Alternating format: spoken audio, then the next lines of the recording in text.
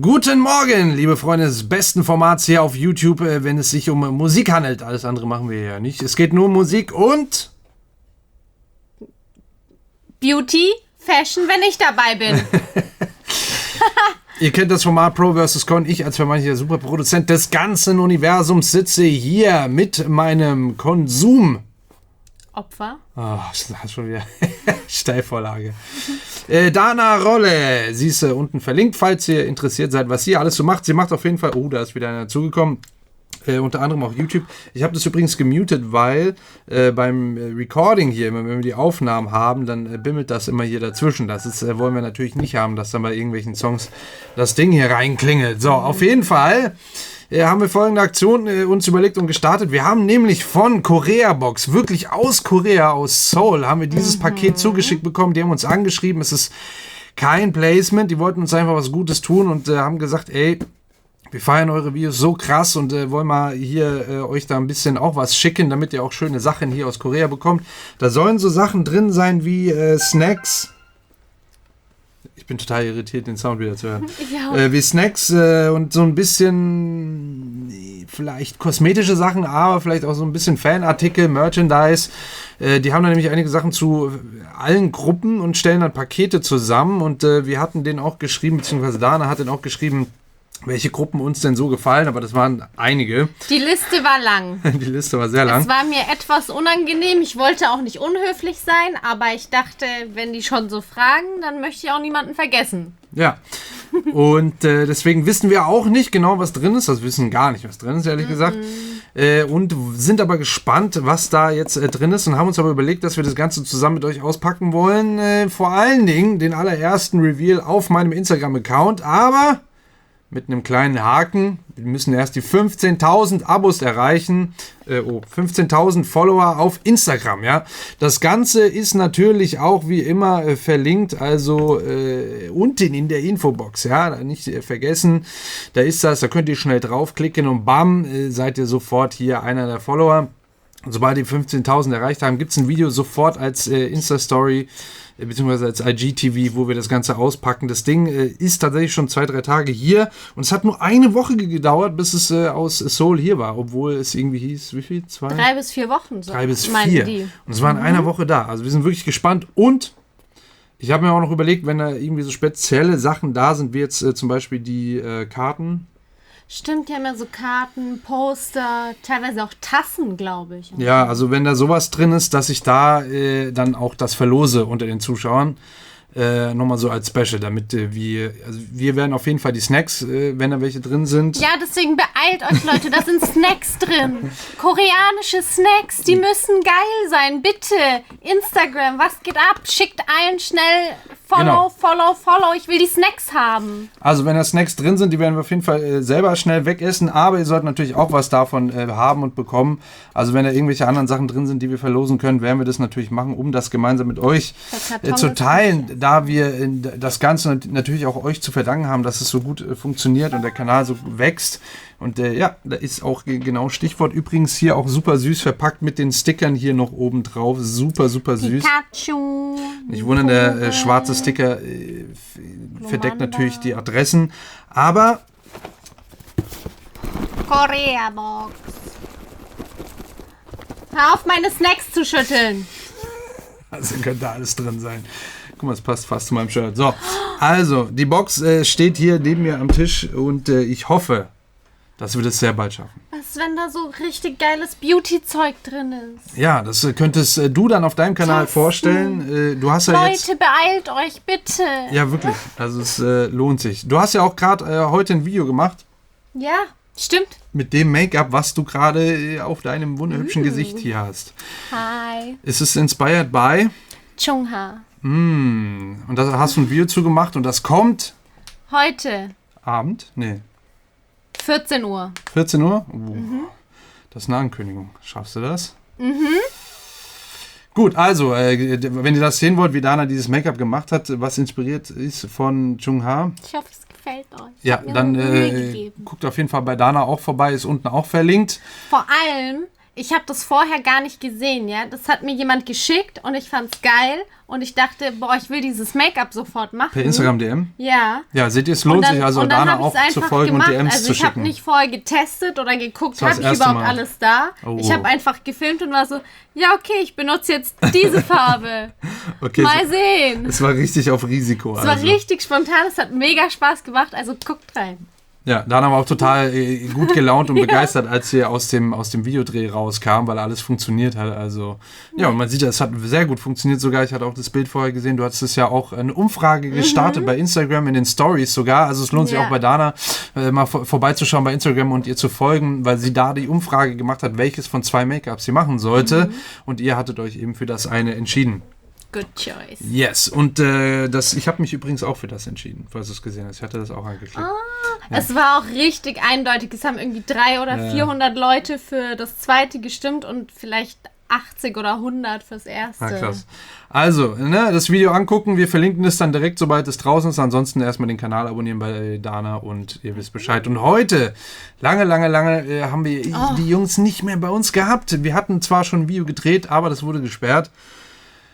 Mit dem Titel War of Hormone. War of Hormone. Das wurde leider gesperrt. Ich hatte es vielleicht ein bisschen zu lange durchspielen lassen am Stück, weil ich es einfach mal so ein bisschen genießen wollte. Und bisher hatte ich so die Erfahrung gemacht, dass die K-Pop-Videos auch ein bisschen länger durchlaufen können, ohne dass es so einen riesen Stress da gibt. Aber ja, hat nicht geklappt. Wir sind jetzt extra deswegen nochmal hier haben wir uns versammelt. Riesen Aufwand und Stress, um das Video jetzt hier noch zu drehen. Damit heute am Sonntag hier ein anderes BTS-Video kommt. Wir nehmen jetzt ein anderes, in der Hoffnung, dass das nicht gesperrt wird. Wir versuchen es vielleicht irgendwann mal nochmal mit War of Hormone.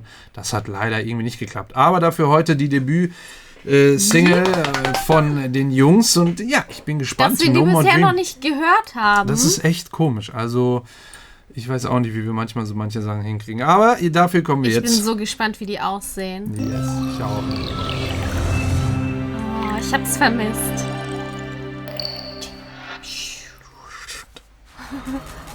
What? Geil. Die Brille. Oh mein Gott, weißt du, wie RM aussieht? Der sieht aus wie eine Mischung aus Miguel und Tory Lanez früher.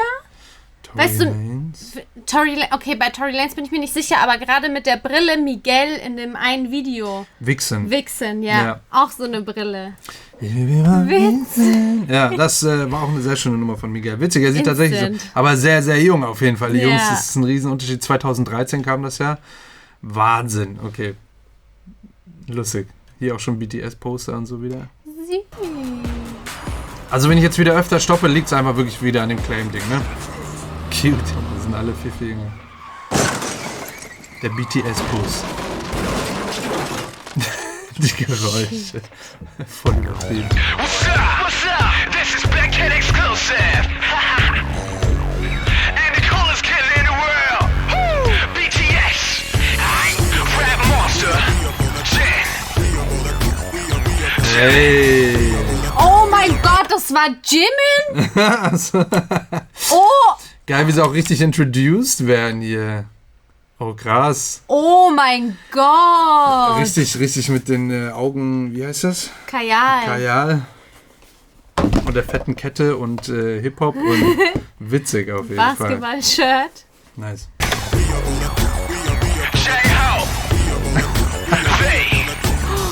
And who do we got here right now? Sugar. Joko. Oh mein Gott. Haben die bei Sugar angehalten? Was ist das? Bass. Aber die Melodie. Achso, was? Die Melodie. Ist das nicht wie... Aber es ist so ein Ist es aus einem Song oder ist es von Two and a Half Men oder so? Die haben das auch. Das ist so ein, das kann ein Kontrabass sein. Oder halt natürlich mit dem VST-Plugin, also aus dem Computer raus, dass das aber es ist wie so ein Kontrabass. Klingt das? Es kann aber auch ein anderer, so ein eine akustische Bassgitarre sein. Das geht auch. Es klingt aber sehr kontrabassmäßig. Der sieht aus wie Boot.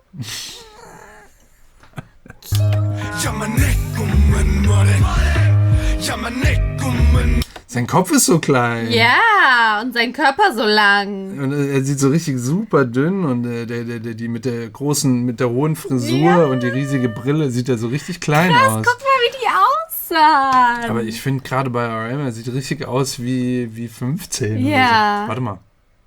War der da vielleicht? Nee, der war schon älter. Ne? Ja, aber nicht viel älter. Krass. Die sind ja jetzt so Anfang 20. Das war vor 6 Jahren.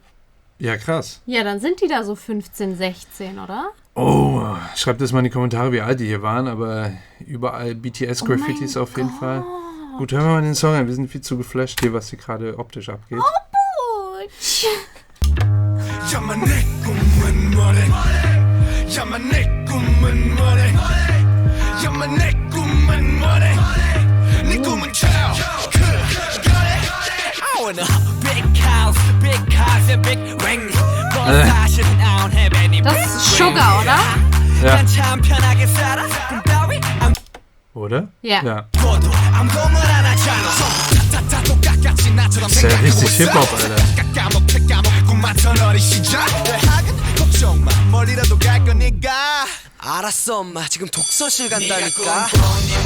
Hä, das ist ja richtig. Wir haben ja gestern War of Hormone, da waren wir auch schon super weggeflasht, weil das ja halt auch so eine Hip-Hop mit Rock-Gitarren-Nummer war.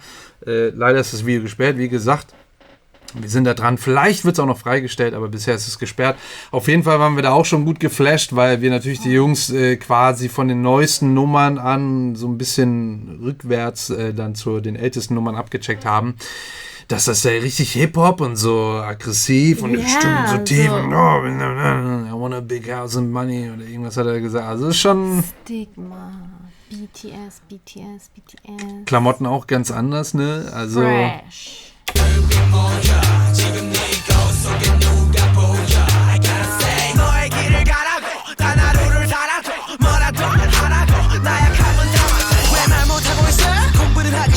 학교 때려치기는 겁나지 이거 받은 거야 준비하는 벌써 설정들은 제발 좀 너희만 살아가지고 유리 멘탈 boy stop 자신에게 물어봐 언제 What? Das ist Jungkook? Jungkook ist doch eigentlich jetzt der Main Vocalist, also der McNay der Gruppe, der so diese zarte, wunderschöne Stimme hat neben Jimin noch. und jetzt ist er nur Und jetzt ist er da richtig hart am Rappen und wie schnell auch und wie noch. auch guckt, krass, der ist ja richtig schnell, also so Double-Time-mäßig super geil, ey.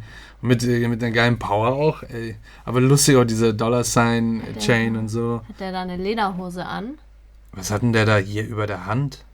So ein, das ist so, es gibt sowas, es sind so Armbänder, Oh, aber das ist die ja gehen mega dann noch geil. weiter, eigentlich Also sieht mit aus so wie ein Ketten. Sieht aus wie ein Skelett Ja, dann. ist dann wahrscheinlich wie so Ringe aufgesetzt, damit es hält. Krass, sieht geil aus, aber hat der da eine Lederhose an? Die sieht geil aus, ich bin neidisch. Aber das ist so eine, die so ein bisschen baggy sitzt. Ja. Deswegen ist es cool. Geil. Aber das sieht ja auch mega geil Das aus. sieht richtig fett aus. Kann man das heute schon wieder tragen? Auch damals schon stylisch. Definitiv. 제발 좀 너희만 살아가지고 유리 멘탈 boy stop 자신에게 물어봐 언제 네가 열심히 노력했냐고 야만 내 꿈은 뭐래 야만 내 꿈은 뭐래 야만 내 꿈은 뭐래 네 꿈은 child Das ist RM, die. Ja. 열심히 노력했냐고 야만 내 꿈은 뭐래 Das ist RM? Ja. 야만 내 꿈은 뭐래 Yes. 야만 내 꿈은 뭐래 네 꿈은 child 그거래 거짓말이야 거쳐 라이어 힘이 심이야 네 시선 차이야 왜 자꾸 딴 길을 가래 야 너나 잘해 제발 Also richtig Bad Boy auf jeden Fall. Sehr, sehr Voll. Bad Boy. Das Ding ist, dass man muss überlegen, 2013, was eigentlich in K-Pop abging und super populär war, also zumindest auch international, waren ja schon andere Sachen. Ja. Nicht so Hip-Hop-lastig. Nee, vor allem nicht so, Also das war eher... so Agro-Hip-Hop. Ja, Also, ja, so aber halt Power-Hip-Hop, so, ja. ja. Also da waren ja eher so wie von Psy und so, das war ja dann hier also komplett auf der ganzen Ja. Welt, war ja eher sowas, was richtig gut abging und auch ein paar andere K-Pop-Stars, die das dann natürlich auch alles in dem Stil gemacht haben und die haben hier so einen richtigen Hip-Hop-Bad-Boy-Ding, die haben ja natürlich die meisten diesen Hip-Hop-Background haben die ja schon gehabt, also ne, wissen wir von Ja. Sugar und RM und so weiter, also sehr, sehr krass hier, finde ich. Aber wir hatten doch auch Big Bang angehört. Ah, ja. Mit was? Boom Boom Bang, Ja. glaube ich. Ja, Und das fand ich ging auch ein bisschen so in die Richtung. War das nicht auch so 2012, 2013? Ja, genau. Das Da waren passt die für ja mich so auch vom Style her. Und Da waren von die ja die der- großen. Aber es ist Vom von. Vibe her. Es ist aber von. Aber die waren die nicht so im Genre sehr vermischt dann irgendwie? Big Bang? Die hatten noch einige Mixe dann da drin im Sound. Ja. Also Genre-Mixe. Aber so vom, ja gut, dann vielleicht eher so vom Vibe her und vom Styling vor allem auch. Ja, aber cool. Also hier dann in der Hook geht einiges ab, auch typisch mit Brass-Section, also hier eine Bläser-Sektion, wie man das vielleicht auf Deutsch dann direkt übersetzen würde, die hier so richtig dieses epische Dun, dun, dun, dun, dun reinbringen soll, dass sie hier abreißen. 비싼 차이에 왜 자꾸 딴 길을 가래 야 너나 잘해 제발 강요하지 말아줘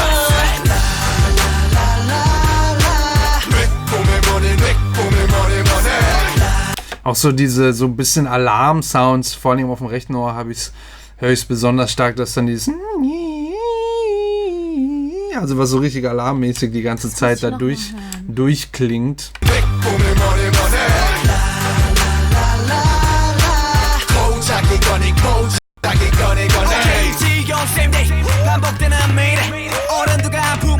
Wieder Alarmsound. Ah, ja. Claps, genau. Krass. J-Hope sieht so anders aus. Aber es war schon bei War of Hormone. Hormone? War das auch schon so. Hier auch wieder krasser Alarmsound. Hier schön die Claps.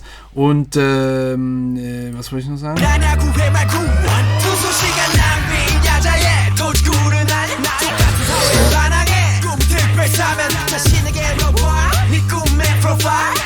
Ist auch wirklich dieser Bass, der die ganze die ganze Zeit durchspielt, den wir am Anfang gehört haben. Der klingt schon sehr kontrabassmäßig. Ja, ich Also- glaube, es erinnert mich wirklich an dieses Zwischending von Two and a Half Men. Ja, das soll auch so ein Kontrabass sein. 감아봤던 인생 네 삶의 추억이 되어봐 지금 네 거울 속에 누가 보여 I gotta say 너의 길을 가라고 단 하루를 살아도 뭐라도 하라고 나약함은 담아줘 내 꿈은 뭐래 야마 내 꿈은 뭐래 Wie tief? Da wie war er halt noch Rap-Monster. Rap-Monster! Ja, man kann die Wandlung auf jeden Fall gut nachvollziehen, dass er jetzt nicht mehr Rap-Monster genannt werden möchte. Ja, ist so ein bisschen, wirkt das auch tatsächlich aufgesetzt. Oh, vielen Dank. Der hier sieht aus, als ob es der Boss wäre von Big Hit. Oh, witzig! Könnte ja sein. Schreibt mir in die Kommentare, ob es ist. Ja, sehr, sehr, sehr krass auf jeden Fall. Jetzt hier dieser Pre-Chorus eben mit diesem Auftakt. Alarmsound. Das ist der zweite Part vom Verse.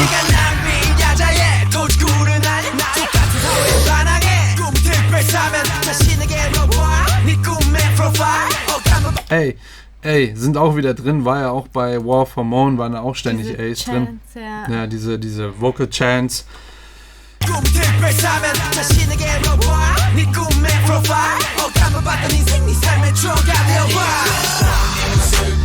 Pre-Chorus. Und wieder die Bläser. Ist das die Hook oder Pre-Chorus? Ich bin hier durcheinander. Pre-Chorus. Schon, oder? 너의 길을 가라고 단 하루를 살아도 뭐라도 하라고 나약함은 담아줘 Jetzt Pre-Chorus. Das ist der Pre-Chorus. 꿈은 뭐래 Weil du hörst es ja auch an der Snare, also Ja. alles, es wird einiges weggenommen an Instrumenten und dann wirklich RM hier mit seiner tiefen Stimme und dann eben diese Snare, die dieses ne, immer diesen Auftakt, 내 꿈은 뭐래 야마 내 꿈은 diese ganzen hohen, fiependen Sounds.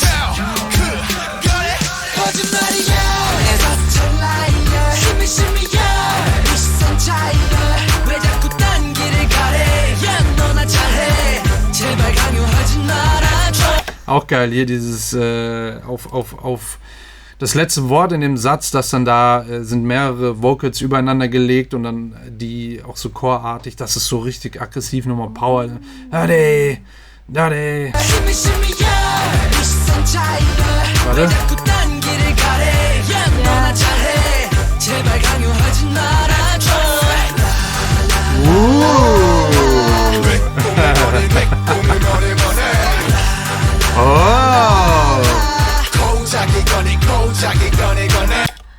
Da kann ich was zu sagen.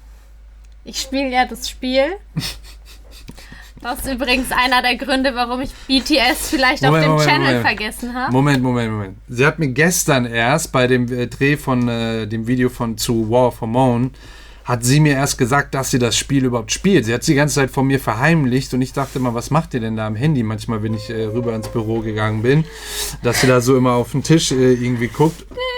Sie hat es mir gestern erst beim Videodreh gestanden, dass weil sie hieß ja so, ja nicht, dass sie denkt, dass wir BTS vergessen haben oder irgendwas. Und dann kam so, ich spiele ja auch das Spiel. Ich so, was? So eine ist das hier. Die spielt die ganze Zeit das Spiel heimlich, ohne mir irgendwas zu sagen. Ich denke mir so, wie hast du denn Zeit dafür? Weil ich wollte es auch gerne spielen. Ich hatte gerade nur den Anmeldung, Download und ein bisschen den Anfang gesehen, das war's. Beim Gassi gehen spiele ich immer. Ja, das sagt sie jetzt. Das sagt sie jetzt einfach so. Ja, was mit dem Spiel? Da kommt es nämlich auch vor mit Jimin, dass er seine Bauchmuskeln zeigt. Weil es geht so darum, dass sie eigentlich alle ihre Bauchmuskeln zeigen sollten oder so. Und dann sagen die so, ja, aber das ist ja zu viel. Und Jimin hat voll die guten Bauchmuskeln, dann soll nur er zeigen. Und dann trainiert er so extra hart und isst so ganz wenig oder fast nicht, damit seine Bauchmuskeln kommen. Und sagt, ja, aber ich muss ja für die Gruppe, damit ich gut aussehe, damit meine Muskeln da sind und so. Voll witzig. Jetzt habe ich so Insider-Infos durch das Spiel. Geil. Witzig. Stimmt, das ist... Hat der da Playboy-Socken an? Nee, Pyrex. Kenn ich nicht. Pyrex ist das von Virgil Abloh. Oh. Das erste Label von ihm hieß Pyrex. Krass. Playboy. Ich bin auch gut. Du bist auch gut, ja. Wie hat er das, krass, dass sie damals das dann schon, wie hat Virgil Abloh, wie kamen die darauf, dass, wow.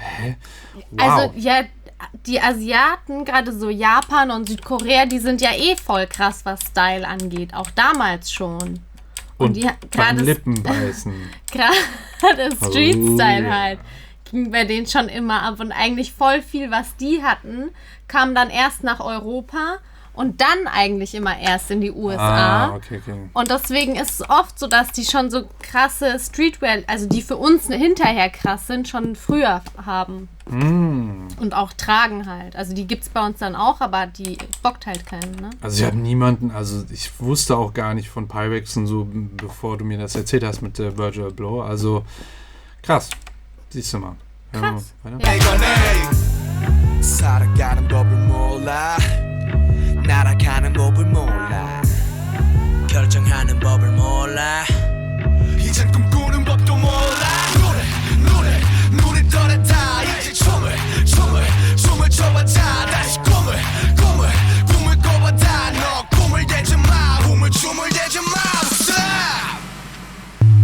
Oh, das war jetzt so der C-Part, aber auch gut abgerissen, aber eben sehr minimalistisch, klassisch dann wirklich, wirklich einiges rausgenommen an Instrumenten und nur den Bass drin gelassen und die Rap-Parts sehr, sehr cool auf jeden Fall. Wolltest du was sagen? Das ist so ein Subdowner hier. Ne, also Bassfrequenz, die hier schön... Da ist eigentlich was in den Mitten, es fängt in den Mitten vielleicht schon an oder hier sogar weiter oben schon und geht dann immer weiter weg, sozusagen die oberen Frequenzen bis zum Subbass runter, deswegen hört sich das so an. Das ist so ein richtig so, ich würde an dieser Stelle könnte man es vielleicht sogar sehr, sehr gut zeigen. Ich weiß nicht, ob mein Programm das jetzt aber übernehmen würde. Wir können es ja mal testen. Ja, also man sieht... Ihr seht das Fenster gerade nicht. Ich versuche es aber mal hier reinzusetzen. Wechsle die Ansicht auf diese hier vielleicht. Kleine Erinnerung, dass ihr mir auf Instagram folgen könnt. Do it, guys. Da sind Snacks in der Box. Für uns. Do it for the snacks. Aber den Rest, den wollen wir wirklich verlosen. Also, warte mal, jetzt ist es weggegangen. Ich brauche einmal das Fenster hier und dieses hier. Ja, super. Ne? Also, die Darstellung ist nicht so geil, aber vielleicht kann man es sehen. Warte mal, seht ihr das? Ja. Also, hier seht ihr die Frequenzen eben von 30 Hertz bis 20.000 Hertz. Und da seht ihr hier diesen Peak, der hier einmal kurz hochkommt.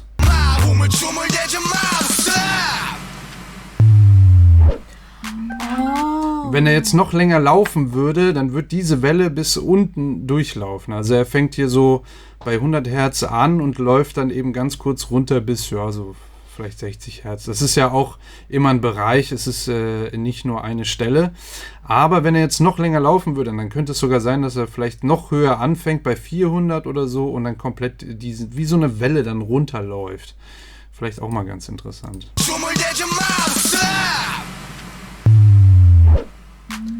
Krass.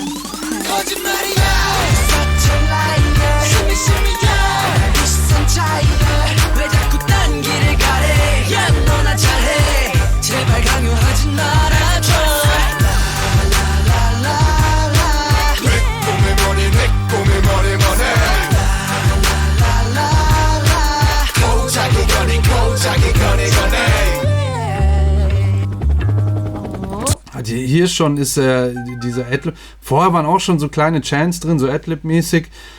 Aber hier am Ende geht er dann richtig in so eine Harmonie mit rein und klingt dann ja, aber vorher schon, aber klingt dann am Ende dann schön raus. Hier schon. Singt schon mit und macht schon Sinn.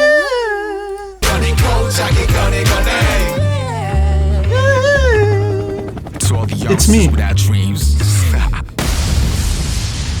Ich hab's gesungen.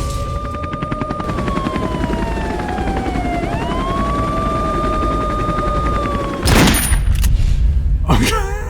What? No more dream. Das war laut auf jeden Fall. Krasse Ansage hier. Also das als Debüt, ja, wieso nicht? Also richtig auf Bad Boy und alle Ladies. Richtig Bad Boy. Ladies hier wegkillen und wegschießen und wegballern, sage ich jetzt nicht, aber hab's gesagt. Schöne Nummer, ja, ey, cool. Ist komplett auch mal geil zu sehen, so die Entwicklung, wo sie mal waren, wie sie aussahen, wie sie sich gezeigt haben und so weiter. Mich würde aber jetzt vor allen Dingen interessieren, ich meine, gut, die Hardcore-Fans, die werden natürlich sagen, dass sie alles geil finden von BTS, egal wann es rauskam. Aber jetzt mal wirklich Hand aufs Herz. Welche Nummern findet ihr besser? Die von damals, die so am Anfang rauskamen, oder jetzt die aktuelleren Sachen? Weil da ist ja schon ein Riesenunterschied, muss man sagen. Also allein vom Genre, was die so abgreifen, vom Stil, das ist ja richtig gerappt und hart, Ja, War of Hormone mit E-Gitarre und so weiter. Das hier ist sehr, sehr hart. Also das würde mich sehr, sehr interessieren, was für euch da, also wirklich Hand aufs Herz. Also, weil, ja, ich meine, die neueren Sachen, die sind ja schon viel harmonischer angelegt. Die sind viel poppiger, viel mainstreamiger. Sehr poppig. Das ist ja hier schon echt so ein, ich will nicht sagen Nische, aber es ist halt ja nicht so Mainstream halt. Also es ist wirklich nicht so Mainstream, weil es ist schon sehr, dadurch, dass es halt Rap ist und so ein bisschen aggressiv und auf die Kacke hauen und so, das mögen viele Leute gar nicht. Die wollen eher sowas Entertainiges haben, was Harmonisches, wo sie vielleicht so mitsingen können vor allen Dingen. Und Rap ist da immer so ein bisschen, deswegen hat man auch gerne immer Rap mit einer gesungenen Hook, weil einfach die Hooks dann eingängiger sind und vor allen Dingen auch mitgesungen werden können, theoretisch. Das macht schon viel aus. Also, Hand aufs Herz, wirklich. Schreibt das mal in die Kommentare. Ich finde es auf jeden Fall sehr, sehr cool, muss ich sagen. Es ist vom Musikalischen her jetzt nicht zu 100% meins, muss ich gestehen, weil es doch ein bisschen aktuell, würde ich jetzt sagen, es ist einfach ein bisschen outdated, also ich würde es jetzt nicht unbedingt hören. Ja, für mich ist es aber zum Beispiel auch musikalisch, klar, die haben damit angefangen und so und irgendwo fängt jeder mal an und es ist trotzdem krass. Nee, also es wird nicht wie ein schlechter Anfang, also das auf gar keinen Fall. Aber es ist musikalisch auf keinen Fall da, wo sie heute sind. Ja.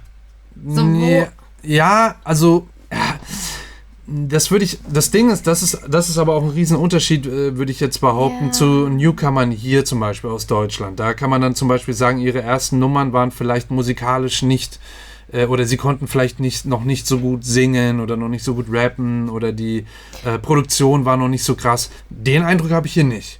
Also die Produktion ist trotzdem krass. Die Produktion ist trotzdem... Aber ich meinte schon die Produktion, dass die Produktion heute schon nochmal ein anderes Level hat. Ja, schon, vielleicht. Also ich meine, das ist auch kein niedriges Level.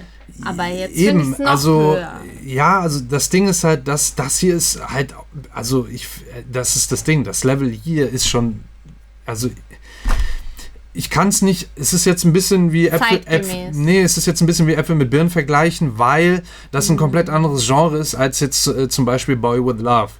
So, das kannst du ja nicht vergleichen. Nee, das stimmt. Aber soundtechnisch ist ja alles on point. Also das Mixing ist volle Kanne on point, das Mastering ist volle Kanne on point. Die Produktion klingt super, die Stimmen sind alle super. Also das meine ich. Die Produktion ist auf demselben Level wie die heutigen Nummern. Ja, okay. Also ich würde jetzt nicht sagen, dass es komplett irgendwie, dass man merkt, okay, das war am Anfang, die Produktion klingt nicht so gut oder so krass wie heute. Sondern ich meinte wirklich das Musikalische, einfach weil es ein anderes Genre ist, weil es nicht so harmonisch angelegt ist wie die neuen Nummern, mit so viel Gesang und vielleicht mit mehr Akkorden und mehr Melodie drin, mehr Harmonie einfach drin. Ne? Ja gut, aber das liegt dann an dem Genre. Genau, und das liegt an dem Genre und nicht an der Produktion. Dann muss ich dir dazu stimmen. Okay, dann. Ja, und das ist ein riesen Unterschied. Also sowas als Debüt zu haben, ist auf jeden Fall eine Ansage. Also man sieht das, man kann das ja nicht vergleichen mit hier, weil die ja eben ihre Trainee-Zeit haben, wo die jahrelang da irgendwie vorbereitet werden und auch einiges da vorher schon lernen und natürlich auch vieles da eingesetzt wird, dass das funktioniert am Anfang schon. Also wirklich, wirklich stark. Sie haben auch die ganze Zeit irgendwelche Pyrex-Socken an. Ich habe es jetzt wieder gesagt. Ja, und hat der dann schon Fendi? Irgendwas habe ich mit Fendi gelesen. Mhm. Wahrscheinlich nicht. Oh, a Fendi Bag. Aber das ist... Ah, okay. Das ist einfach so ein Print mit irgendwas. Okay. Gut, ja, coole Nummer auf jeden Fall. Voll interessant, hätte ich niemals gedacht. Ist für dich sowieso jetzt geil mit dem Spiel wahrscheinlich noch, dass du da dann auch diesen Rückblick hast.